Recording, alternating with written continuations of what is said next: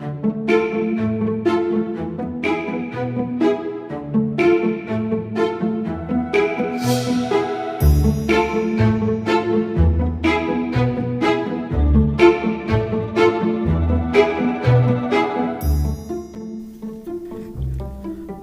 3. A Caucas Race and a Long Tail.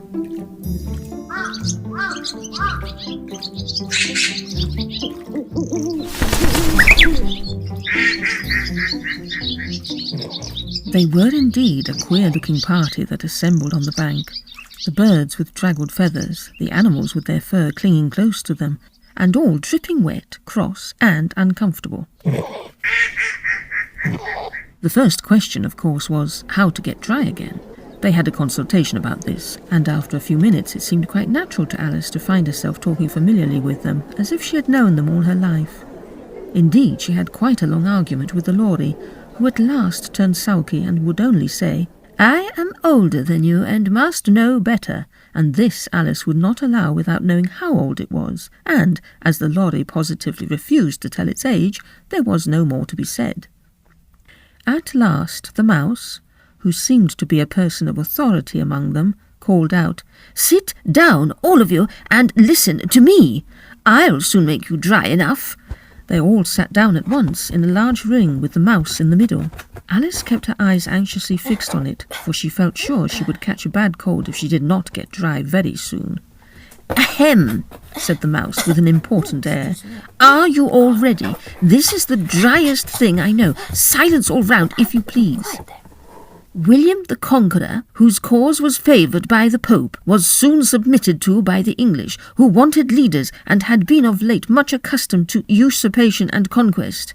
Edwin and Morcar, the Earls of Mercia and Northumbria—" "Ugh," said the Lory with a shiver. "I beg your pardon," said the mouse, frowning, but very politely. "Did you speak?" "Not I," said the Lory hastily. "I thought you did," said the mouse. "I proceed. Edwin and Morcar, the Earls of Mercia and Northumbria, declared for him, and even Stigand, the patriotic Archbishop of Canterbury, found it advisable—" "Found what?" said the duck. "Found it," the mouse replied, rather crossly. "Of course you know what it means." "I know what it means well enough when I find a thing," said the duck. "It's generally a frog or a worm. The question is, what did the Archbishop find?" The mouse did not notice this question, but hurriedly went on. "Found it advisable to go with Edgar Atheling to meet William and offer him the crown. William's conduct at first was moderate, but the insolence of his Normans—" "How are you getting on now, my dear?" it continued, turning to Alice as it spoke. "As wet as ever," said Alice in a melancholy tone. "It doesn't seem to dry me at all." "In that case," said the Dodo solemnly, rising to its feet, "I move that the meeting adjourn and for the immediate adoption of more energetic remedies." "Speak English," said the eaglet. "I don't know the meaning of half those long words, and what's more, I don't believe you do either." And the eaglet bent down its head to hide a smile. Some of the other birds tittered audibly. "What I was going to say," said the Dodo in an offended tone, "was that the best thing to get us dry would be a Caucas Race." "What is a Caucas Race?" said Alice. Not that she wanted much to know, but the Dodo had paused as if it thought that somebody ought to speak, and no one else seemed inclined to say anything. "Why," said the Dodo, "the best way to explain it is to do it. And as you might like to try the thing yourself some winter day, I will tell you how the Dodo managed it. First, it marked out a racecourse in a sort of circle. The exact shape doesn't matter, it said, and then all the party were placed along the course here and there.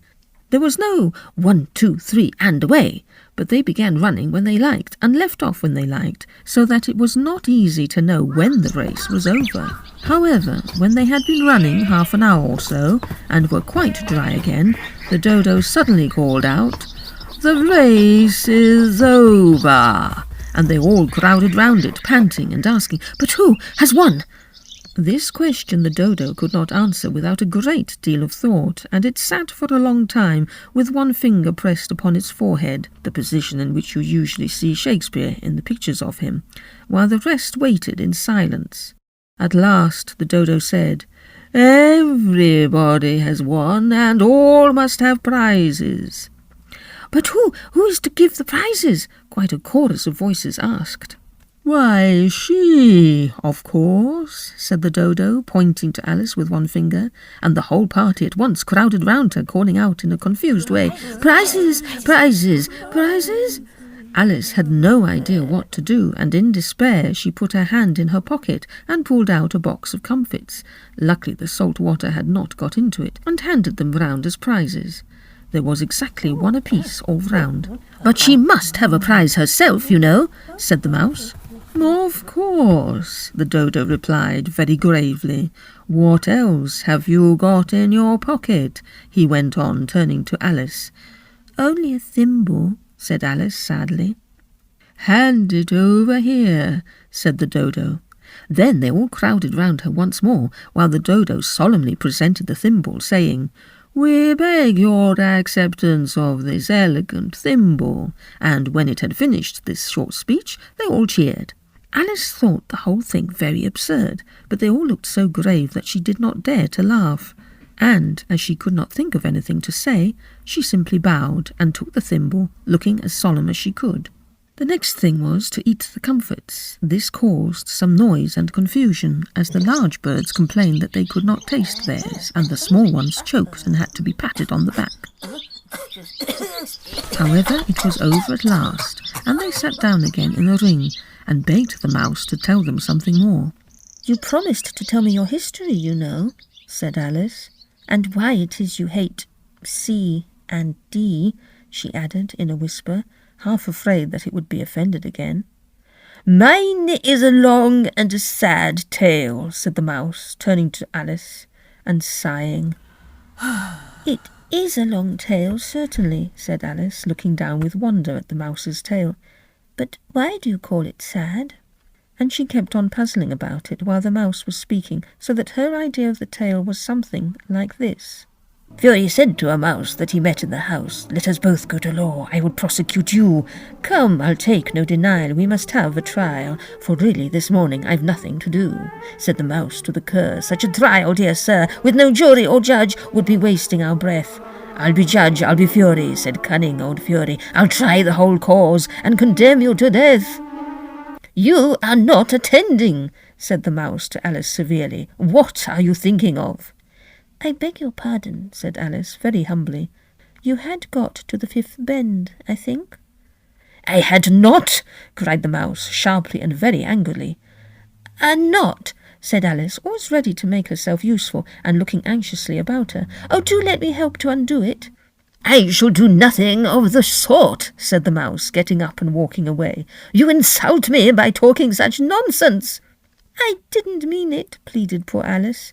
'But you're so easily offended, you know.' The mouse only growled in reply. 'Please come back and finish your story,' Alice called after it, and the others all joined in chorus. 'Yes, please do.' But the mouse only shook its head impatiently and walked a little quicker.